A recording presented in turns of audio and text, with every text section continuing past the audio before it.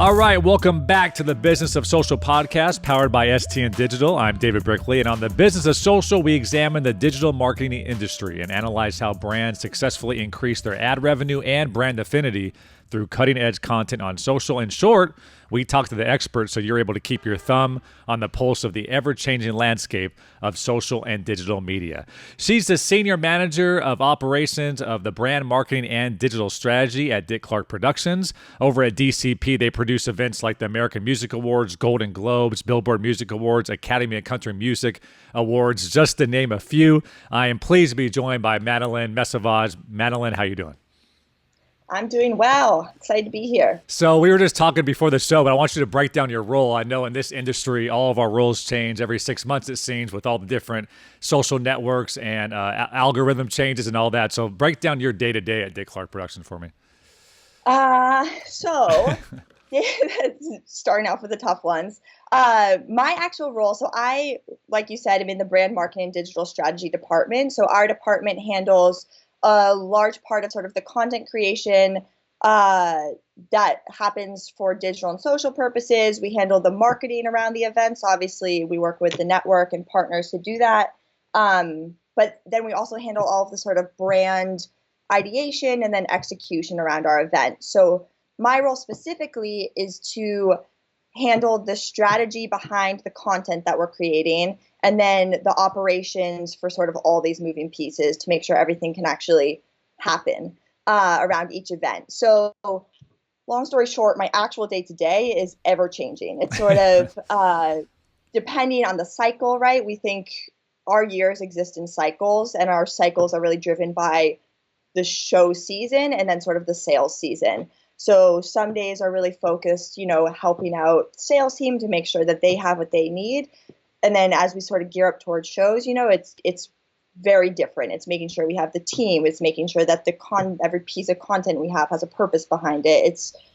It sort of is ever changing. So let's use Billboard Music Awards as an example, because I know that's coming up for you. So as you head into these type of award shows, I'm sure you're looking at what you did last year and what performed well, but do you kind of go into each show with that blank canvas, like, all right, guys, what's our overall digital strategy and how are we going to attack this event every step of the way? Yeah, so I mean, I think that it's something I spend a lot of time thinking about. We always look back, right? I think I am very, very into sort of data-driven content. I'm very into data-driven strategies, right? I think that's the way in which you can be very successful. So we definitely always have that in the back of our mind. That doesn't mean that for each show, we might have new KPIs, right? So as a company, it might be, hey, X, Y, and Z are super big goals this year. Mm-hmm. And so in that way, you do have that sort of blank canvas where you're creating for slightly different KPIs based off of your key learnings from the previous year. So, it's the process, right, is that I have, a few team members, and we'll sort of have the big picture, think through the big picture strategy behind what we want to do and what we want to accomplish. And as part of that, really think through, like, who's our audience, and what do they look like? What do they look like on different platforms? And then we get to give that sort of information to our creative team, and they get to take it and brainstorm what is the actual creative that can hit these different KPIs, hit these different audiences. And then it becomes a sort of very fluid process between the creative and the strategy to make sure we're getting what we need. I think it's interesting because you've been at Dick Clark since 2013, so you've seen this shift in the industry in a big, big way. Because I'm assuming, and I'd love to hear your thoughts on this, when you first started at Dick Clark in 2013, how much has it changed in terms of KPI? I'm assuming linear tune-in was by far the most important thing in 2013, and maybe as we head in here to 2018, that's changed. So I wanted to hear your thoughts on kind of how that's changed over the last 5 years. Yeah, I mean, everything has changed very quickly and it's sort of ever changing. I will say that tune-in is sort of inherent to everything we do, right? It's important and you can't get around that. And I think, like, I've definitely, as a digital social person, really had to teach myself, right, that TV is really important still, right? Yeah. I mean, I think it's sort of, people talk about how TV viewership is declining, and that may be the case, but it's still, even in the demos that are declining the most, it's still the main way in which people are consuming linear content, right? So inherent in everything, there's tune in.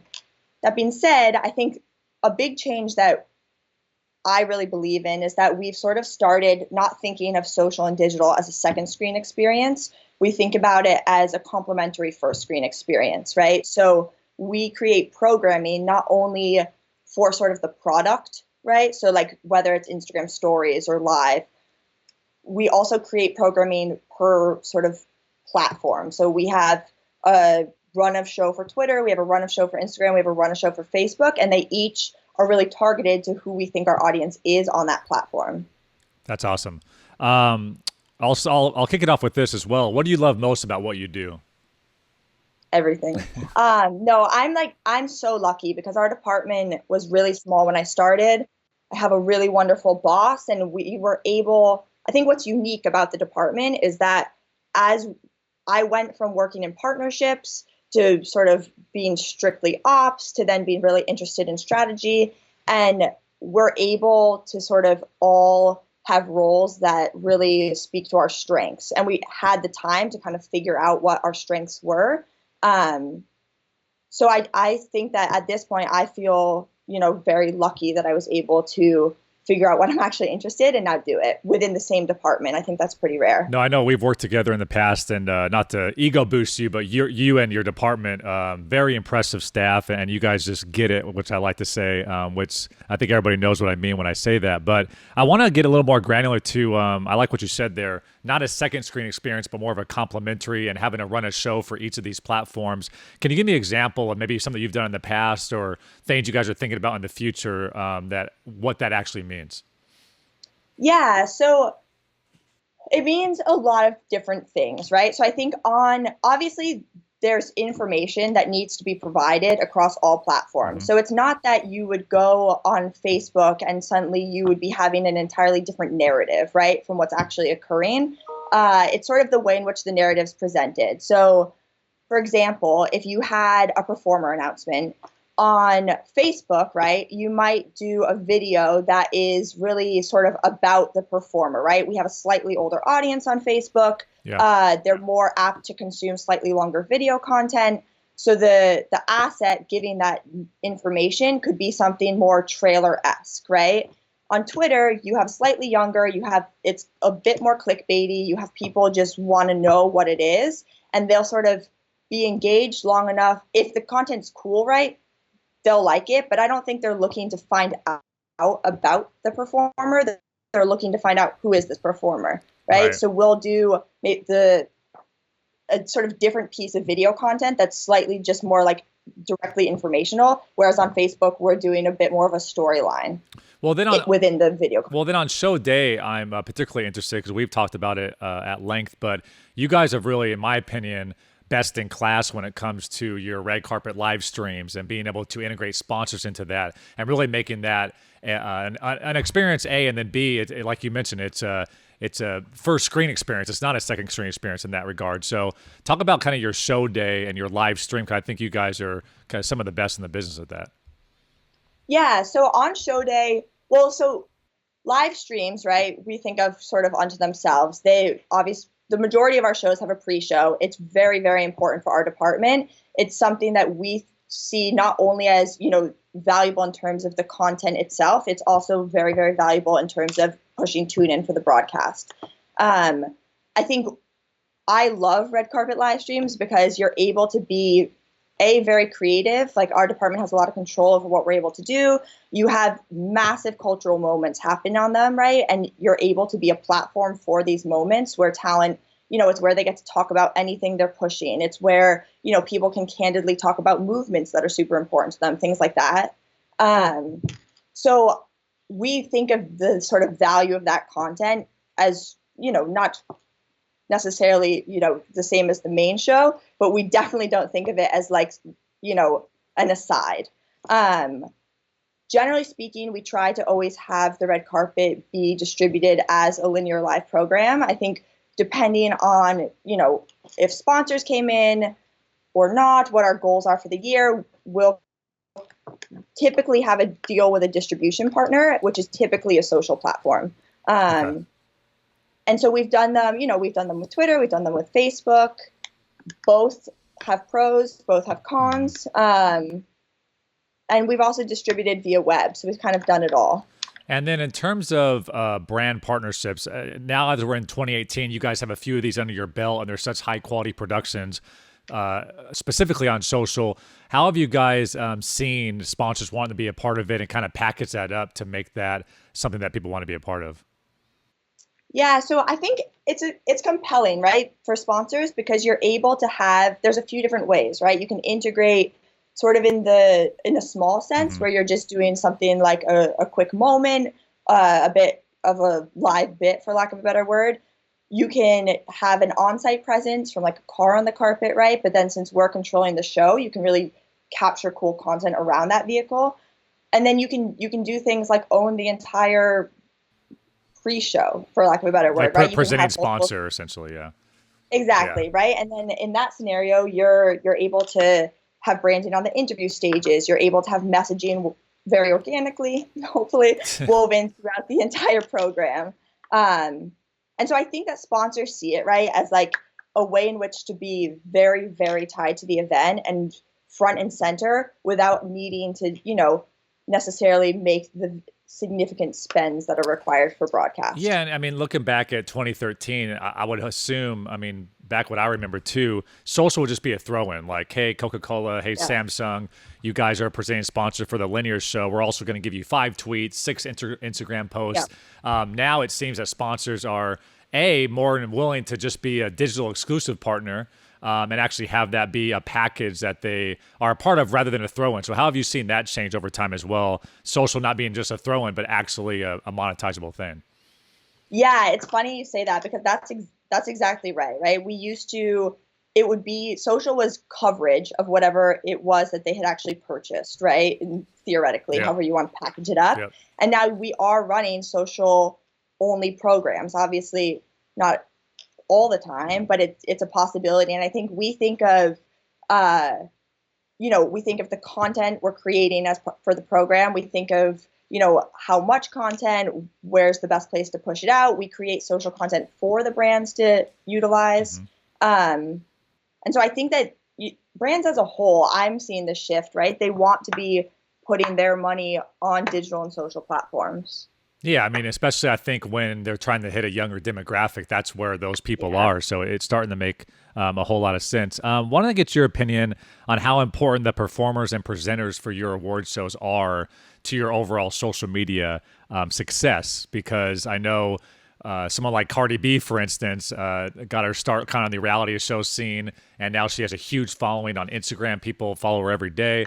So how much is that now going into when you guys are looking for presenters or looking for acts on the show? Yeah, I mean, the talent are everything, right? I think that we definitely do a lot of analysis around their social followings and sort of, how they move the needle by being in the broadcast versus how they move the needle in lead up if we feed them content and they post it. There's talent who, spark mass amounts of conversation. There's talent who have super engaged fan bases who sort of will talk about a lot of things in lead up. So we spend a lot of time and energy creating content for talent, doing outreach to talent. I personally think they're very, very valuable. That's not to say that, we book our shows based off of talent's performance on social, because, the social to broadcast viewer correlation is not perfect. Right. But we put a lot of time and energy into them. But it seems like social has a seat at the table now, because I would assume 10 years ago, obviously, that nobody cared about that. But now that's at least a slight factor in maybe picking one act over the other. Definitely. Yeah. It's more and more a factor, I think. And which is exciting, right? I think it's pretty great that we're thinking about the talent we book in terms of sort of how relevant they are on the platforms where people are spending so much time. And, we've had influencers who have been presenters, right? And I use the word influencer loosely here because I think obviously everybody theoretically is an influencer, but sort of like digital first influencers, right? Yeah, absolutely. To that point, I want to get your thoughts on the influencer industry. as we sit here today? Because I think we've talked a lot about on this show about bots and a lot about people with fake engagement. Do you think we're hitting a bubble in a sense with so many different type of influencers and followers that it's tough? Because I think there was a time there where brands knew it was the hot, sexy thing, and they wanted to just throw a bunch of money at it. But then now they're finally asking, wait a second, what's the ROI here, and how valuable actually is this partnership? Yeah, my personal opinion, right, is I think that sometimes the bubble sort of that I feel is happening is that influencers as personalities versus influencers as distribution outlets, right? And I think that it's sort of been very conflated, and some brands, are very good at it, and choose the personality that also obviously has the reach that really aligns and cares about what they're working on. And then a lot just want sort of whatever audience that person has, right? Which is a little problematic because I don't think that influencers enjoy sort of that relationship. And you have sort of these very, very expensive posts, right? Because the influencer isn't invested. I think the influencer relationships that I feel work very, very, very well are when the influencer loves the brand and the brand loves the influencer, right? It needs to be a genuine relationship in terms of if you're going to speak to your audience about a brand, it needs to be something they actually will enjoy and not. Yeah, so we've had great, influencers love our shows. We love influencers. We've been able to have super, super successful programs isn't even the right word, right? Because we have relationships with these people. We're able to invite them to our events. We're able to show them sort of a really high quality experience. And in return, yes, they post about the event, but generally speaking, they'd be doing that regardless, right? So they just get to post about the awesome time they had. So I wanted to get back a little bit to analytics and how it just kind of fits for the whole run of show, because when you are deciding to make these relationships with influencers, you're deciding to put budget behind certain activations. Just how you package all that up, because obviously we're still in this age where it's tough for linear.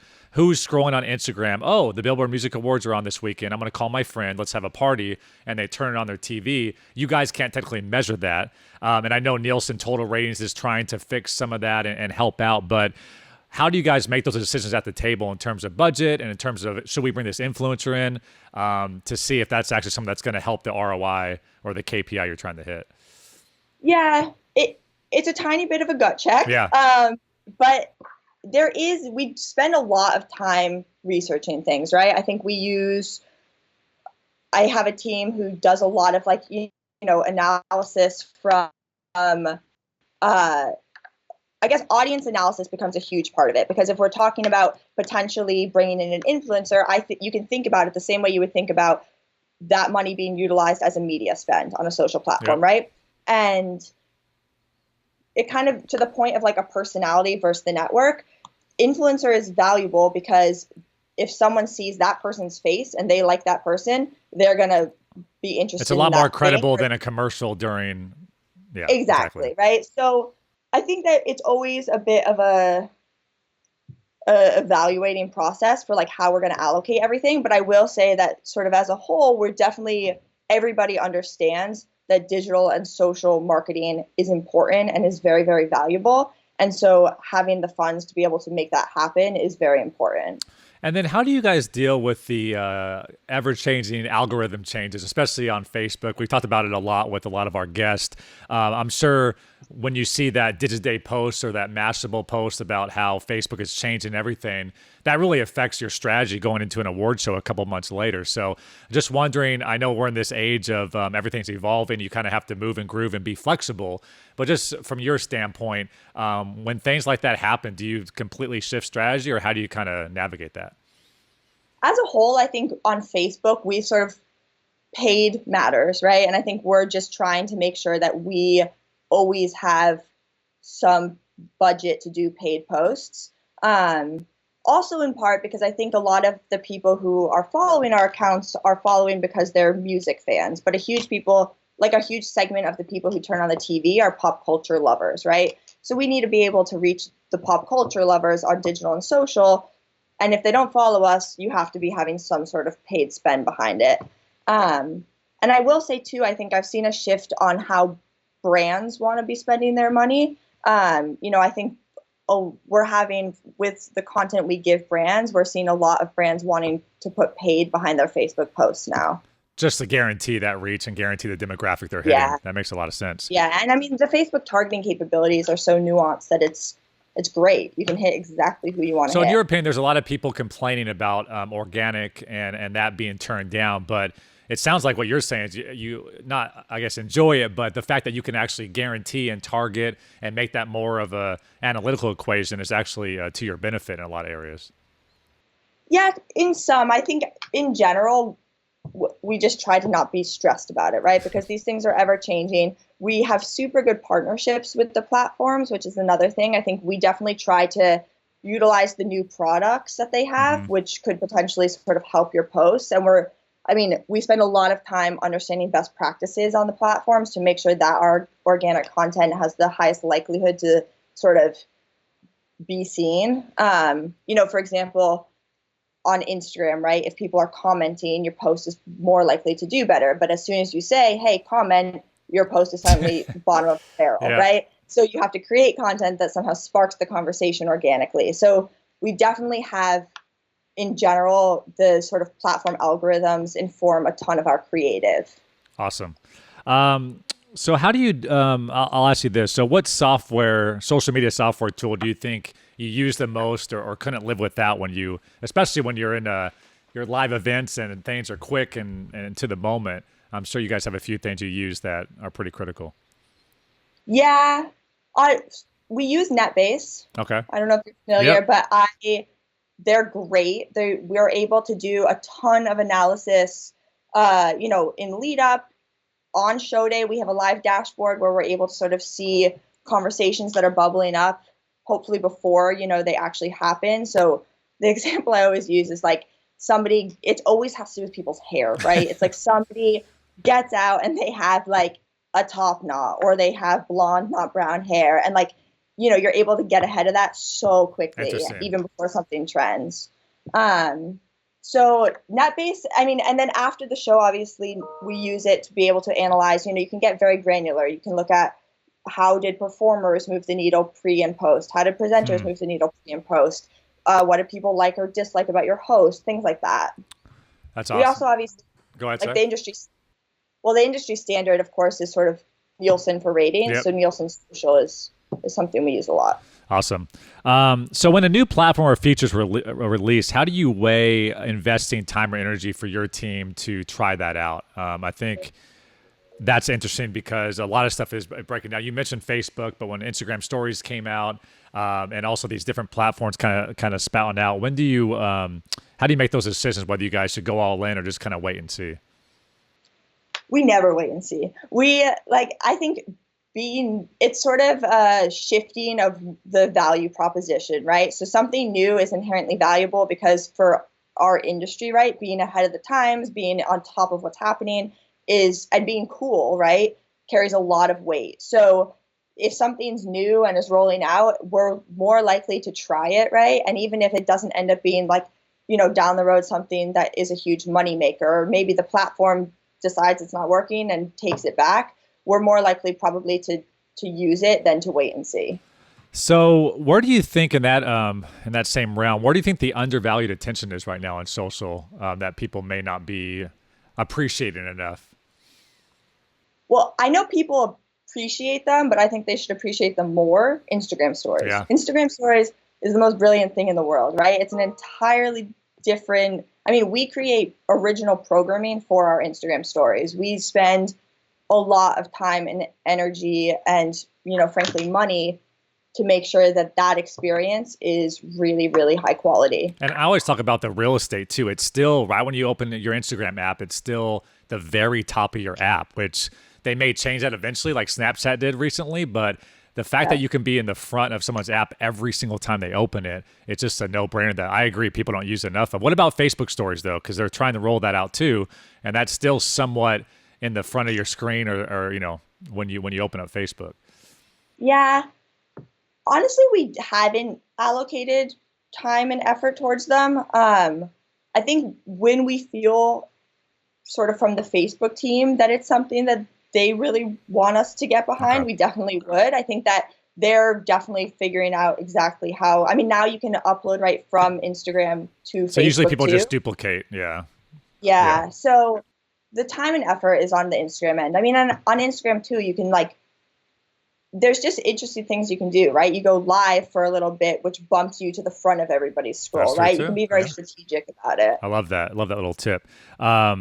So in terms of the core like internal team that you have at DCP, what are the most important roles you see, not so much today, but moving on into the future? Maybe a role that you guys don't even have right now that you foresee in a couple of years that's going to be a big part of what you guys do daily.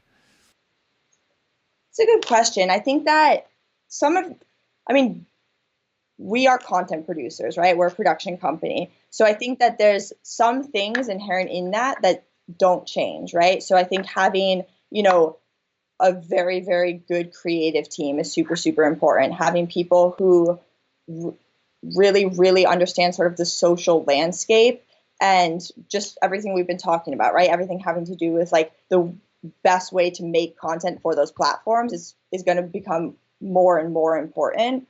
I think partnerships, and I use that word can mean a lot of different things, but we have a few people who do, artist relationships with the different social platforms is increasingly important. I'm always, this is just kind of something I'm interested in, but when it comes to, since you guys do so many shows, you could have a Bruno Mars be on American Music Awards and also be on the Billboard Music Awards. With the artist relations, is there ever like a duo show deal that you guys can work out with the artists that span across multiple properties, or is it always kind of siloed show by show when you do those different things? It's generally show by show. Okay. I mean, I think our talent team has very, very good relationships with the talent, so I'm sure they're talking about everything. Talent have busy schedules. It's really dependent on what the talent are pushing to, right? So like the Album AMA, releases, yeah, all that. Yeah. exactly, right? And like the time of year matters. And if they have new music matters, things like that. Awesome. So what main social network, I think I know the answer to this, but I'll ask it anyway. What main social network is the biggest right now, in your opinion? We have Instagram, Snapchat, Facebook, of course, and Twitter, but it sounds like Instagram, you're pretty heavy on right now in terms of engagement. Yeah, I mean, we spend a lot of time and energy on all the platforms, truly. Like, I think we make sure that there's no platform that sort of has a less good experience on it. But I would say like Instagram is just best bang for your crazy. buck. Yeah. Yeah. Yeah. And then Snapchat with Kylie Jenner, Rihanna recently, not having too great PR there, and with their overall OX change that people are not thrilled with. Like I said, when moments like that happen, do you maybe take a little resources away from that and put it somewhere else, or are you still full steam ahead on Snapchat? We're definitely still spending time and energy on Snapchat. I think that with these, like, Snapchat is a really, really good platform to use as coverage, right? Like on show day, we definitely do stories and we have live stories around our events, but like our My Story, for example, right, might be a bit more coverage of what's happening rather than have sort of programming the way we would do it for Instagram stories. That makes sense. I talk a lot about OTT and where we're headed. I think, like you said, more and more younger people, the 18 to 25 demographic are cord cutters, and they're getting a lot of their, entertainment from Netflix and these different live streams that you guys are producing as well. As we head towards the future, how do you see that transition happening? I mean, are we, I don't know, 10 years from now, are some of these shows specifically on Facebook, or is it someone like Amazon coming and maybe being a partner rather than the major four networks? Like, where do you kind of see the award show scene going as an industry? It's a good question. It's a hard question. I think everybody's sort of spending all their time and energy thinking about it. I think that it's going to be some time before the key networks are not crazy valuable, right? And I think that it's easy as you're sort of very immersed in digital and social to view TV as getting more archaic, but the reality is it's so powerful still. You create, it's the closest you get to like the moon landing moments, right? Yep. Where you have everybody gathered around for one thing, right? And we like to think of our events as these sort of like culturally significant moments where you have this mass gathering, no matter, and really the TV is the unifying element in that, right? Because that's the one thing where you have sort of like the group experience. I do think probably there's going to be a pretty heavy shift towards, digital. It's hard to say if they'll fully just be distributed. And I think the key is too that who's to say that NBC, ABC, Fox, etc., they can also have those same shows and just go more to OTT. It's not as if it's like Fox or Facebook or Fox or Amazon. Yeah. They're also going to be, and they all have their different platforms and apps that they're trying to push as well from an OTT perspective. I think, once 5G comes out and we continue technology continues to push it, the content is always king, and everybody's always going to want to see their favorite musical artist perform. It's just a matter of exactly where the main distribution will be. Yeah, and I mean, it's interesting too, because the value proposition for the talent kind of changes, right? Because they were always on award shows because TV has this massive audience, right? And as that sort of starts to shift, you need to be really thinking through the way in which you're presenting the value to the talent as you're asking them to be a part of the event. You have Rihanna with millions and millions of followers. Like, why does she need our digital presence in order to sort of hit people? That makes a lot of sense. Well, you mentioned something earlier, which I want to dive into, creating original content on Instagram stories. And I'm wondering, just as DCP, you guys create content and do an amazing job at it. So when it comes to digital exclusives outside of your main pillars and your award shows, how much of that is internally a big KPI or something you guys are focused on, making some original series at Dick Clark on social? Yeah, so I think that generally when I was talking about original programming, it's leading up to one of our events. So it's coming from sort of the handle and leads up and is sort of a promotional tool, but is in and of itself an interesting, hopefully, thing. But you're telling that narrative based on what platform you're doing it on, type thing. Yep, exactly. Okay. So we definitely have people here who are thinking about developing original programming for the different platforms. It's becoming a pretty big priority over here, which is really, really exciting, right? It's fun to think about content that is sort of digital and social first. So I would say increasingly it's something that we're doing. And I'm sure, something like the Streamies, for instance, tapping into the internet stars, if you will, and some of the influencers, and you guys deciding to go into that business alone, I think proves that you're trying to create original content built around, this more digital atmosphere. Yeah, I love the Streaming Awards. Everybody should watch it if they haven't. But yeah, I think that generally speaking, we've tried to be really as sort of, kind, and we really value that community, right? We really, really value what they do. We really, really value their skill set and sort of what they're able to create. We think of a lot of them, right, as content creators that we can utilize around many of our events. I think generally speaking, we don't have sort of a marketing program that doesn't somehow use some sort of creator that is a digital first creator, whether that's someone who's an illustrator or whether that's a personality or whether that's, someone who can do super cool paper mache statues, right? Ways to wrap that sort of interesting content into everything we do. And then how do you guys approach, how many external vendors and teams do you bring in for, these events are so huge, and really it's all about leading up to one day, one tentpole event when it comes to a lot of your different programs. So how many different moving parts are there? How many vendors? How do you guys utilize external teams in that regard?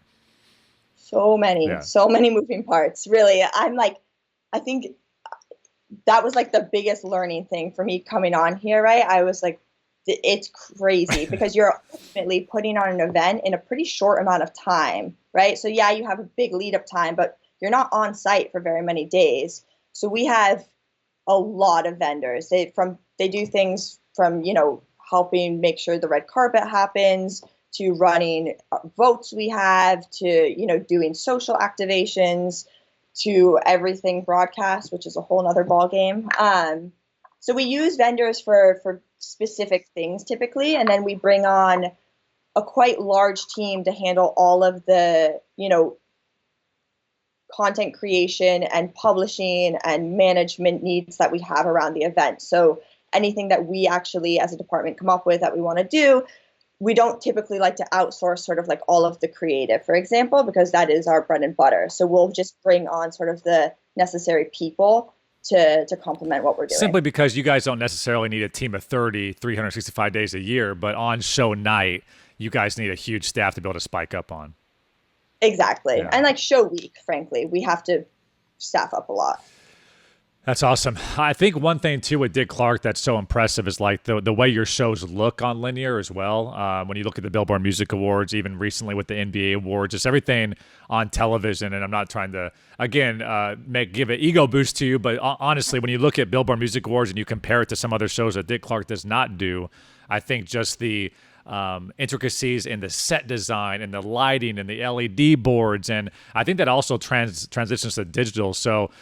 Does that just come from the top down of everything that you guys do needs to be high quality, well thought out? Like how is the overall mood or culture at DCP? Yeah, I think it's exactly that. And I think we're unique, right? In that there isn't. It seems like you guys don't take shortcuts is what I'm trying to get at. Yeah. I mean, even like think about a T-Mobile finale performance, right? Generally speaking, I think when you look at an integration on TV, you're like, cool, they put presented by in front of it. No, there were months and months and months of creative sort of conversations and brainstorms. And does it work for X reason? Does it work for Y reason? Like, even the placement, right, of an integration in the show needs to work creatively.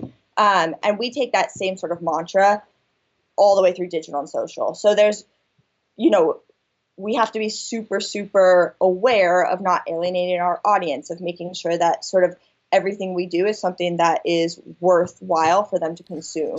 And that goes from It sounds like you guys just will not just slap a logo on all your winner graphics. Like it has to be a well-branded experience that makes sense for your audience. Yeah, we take a lot of pride in it, honestly. I think the company does, but I think we hire people who personally take a lot of pride in what they're spitting out. And it seems like, have you, just respecting the audience, 'cause I think, your followers follow you for a reason. If you're just throwing a bunch of ads in their face or a bunch of logos that don't make sense, that kind of alienates your audience, which it seems like you guys take a lot of pride in. Yeah, we've done so many tests, right, around like what type of thing do we post that not only maybe gets less engagement, but maybe we drop a few followers. We've done the off-season tests where it's easier to sort of monitor our follower engagement, and they're more likely to unfollow in the off season than they are sort of directly around the event. We do a ton of analysis around sort of the share of voice between brands and editorial content from our different social platforms, because we want to really make sure it's more valuable to the brand if their post is something that is coming at a time when people want to see it, and they're not being overwhelmed. And then, to your opinion, I know I'm throwing a question that maybe you're not prepared for, but is there one piece of content or series that you felt was the best brand integration that just made sense for your audience, was great original content, but the brand was, inserted into a way that just made sense and it had great engagement? There's a lot. I think there's definitely.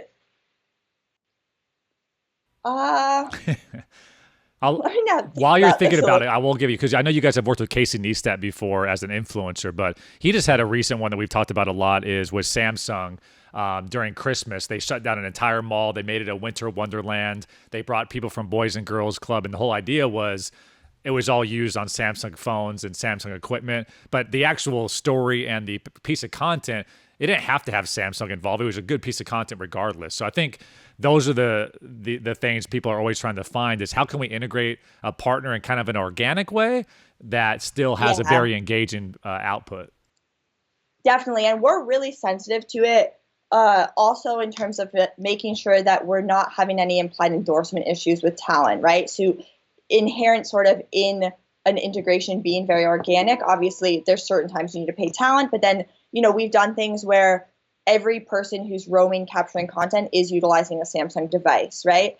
And then you're able to sort of have powered by Samsung is true. Literally, the content was powered by Samsung. and we're very, very stringent about it, right? It's not like we're fake swapping out iPhones. We were using Samsung devices. And I mean, yeah, so that type of integration is very important. And then between shows, I'm interested. So obviously, leading up to Billboard Music Awards, as an example, content continues to get more fierce. Show day, obviously, it's insane. I don't know how many pieces of content you guys post in that 24 hours, but I'm sure it's close to 1,000 pieces. What's your guys' strategy in between shows? Because I'm assuming, if we're being honest, a lot of your audience just wants to know about performers. They want to know about the show. But 3 months later, how much Billboard Music Awards content do they want? So how do you guys strategize around that? Yeah, it's sort of a slightly newer focus for us. We've had a lot of learnings, right? Where if we want to go sort of, say from the Billboard Music Awards account, if we want to go cover the Latin billboards live, right? Which makes sense, Yep. obviously. It does sort of matter how you do it, right? Because generally speaking, you're right that our audience really cares about the specific show and then specific talent. So just because we think the Latin billboards is similar, they don't, right? If there's talent that are sort of obvious crossovers between the two events, that is less polarizing than sort of, us That's true. live tweeting the entire thing. Yeah.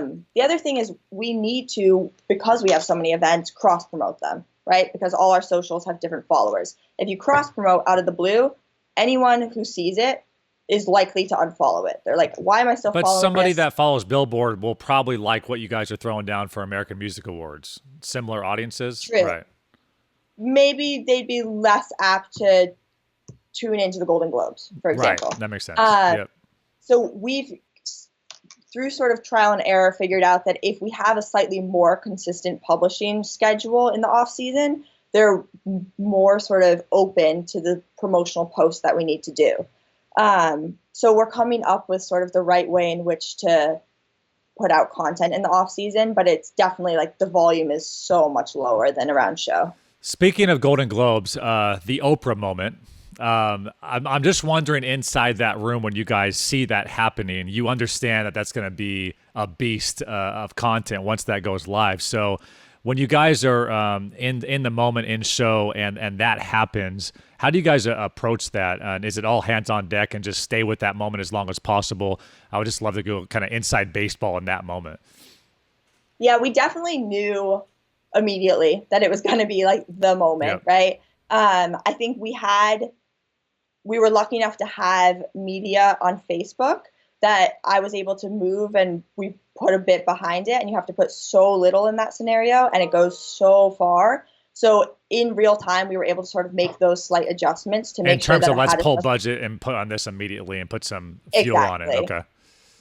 And then immediately we were able to source it to her team to post, and get that out. So we definitely tried to put it as wide as possible, but generally speaking, we do that with all of the show moments, right? So the actual sort of output of content doesn't really change if a moment is going to be super, super big. Maybe in the after the show, we'll focus on it a bit more. But I'm assuming when you get those moments from a digital standpoint, I know when we work on award shows and we work on big events, you're so excited when that type of moment happens, because that can mean an extra 40% in total engagement for the entire show, just that one video potentially. So, I mean, we went into the Golden Globes with having the Meryl moment the year prior, right? You already have this, we need something. Yep. And so it's exciting when those types of things happen. It really is. It was a powerful moment.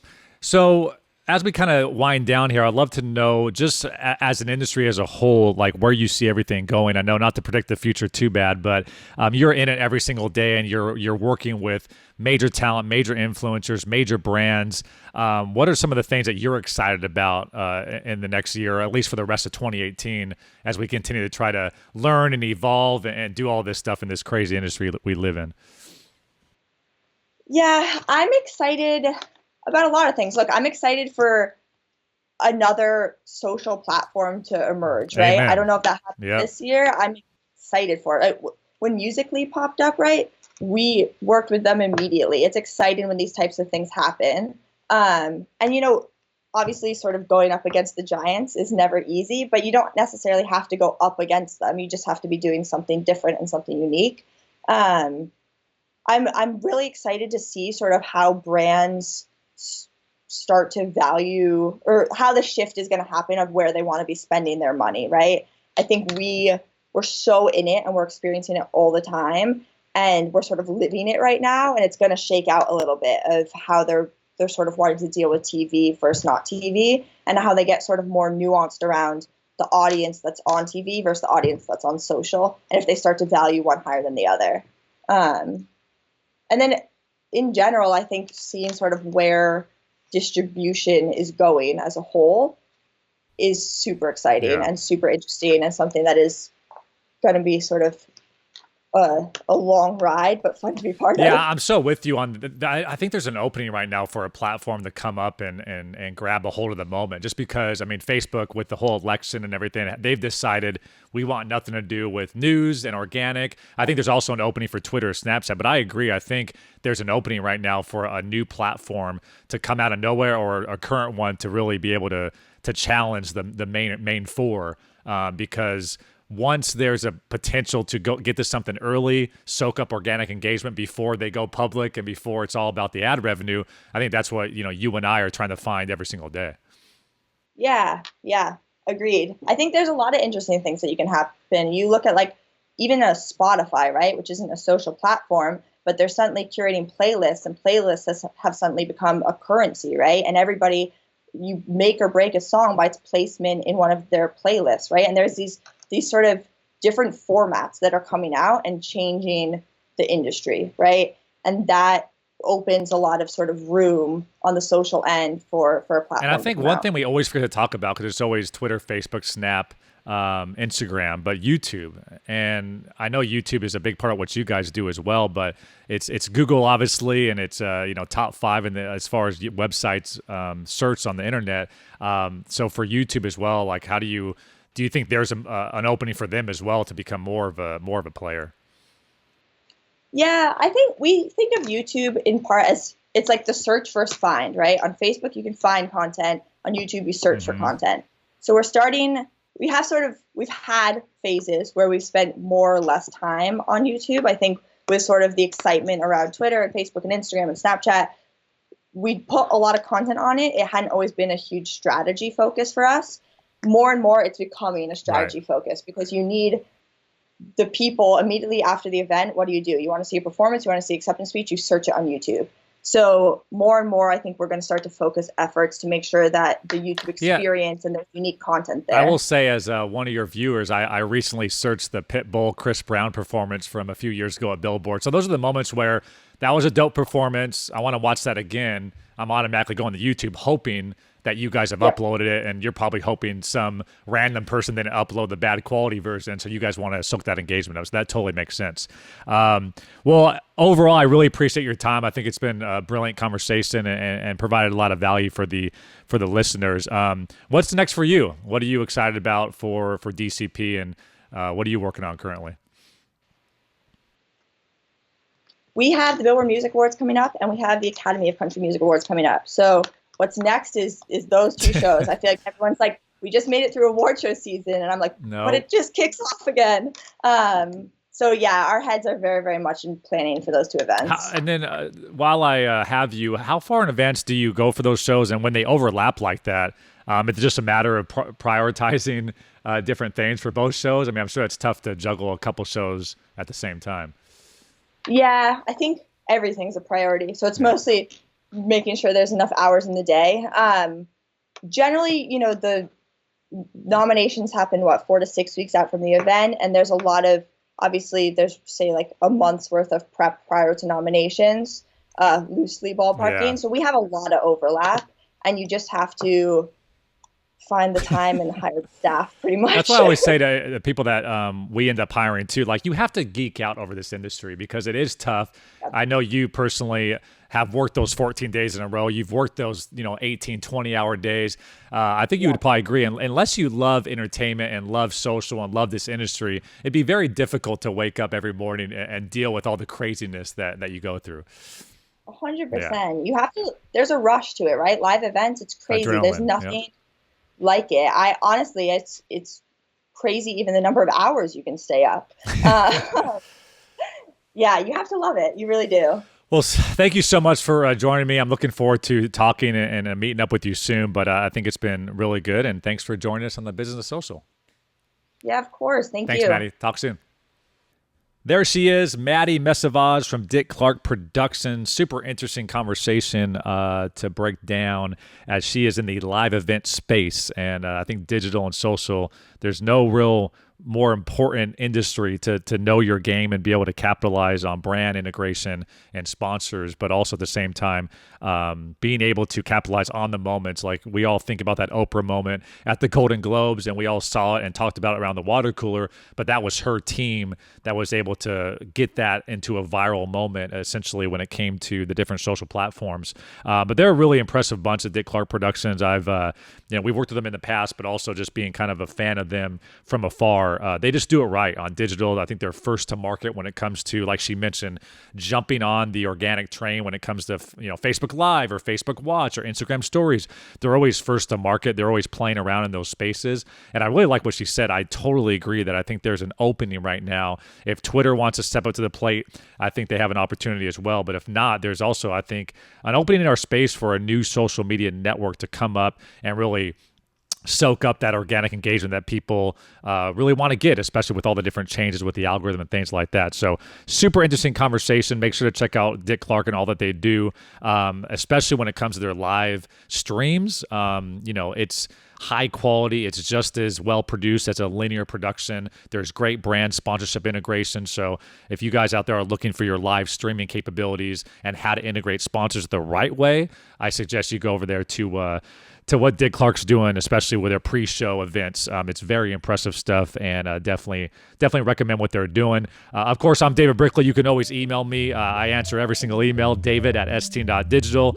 If I can ever do anything for you, or I can help you in any way, or hop on a call, or go over some case studies, or give you guys some advice, I'm always here for you. Once again, david@st.digital. Want to shout out my producers, David Furker, Auntie Lightning, and of course, Sam Howard. Thank you so much. Thank you to Maddy. I appreciate it. We'll see you guys next time on the Business of Social.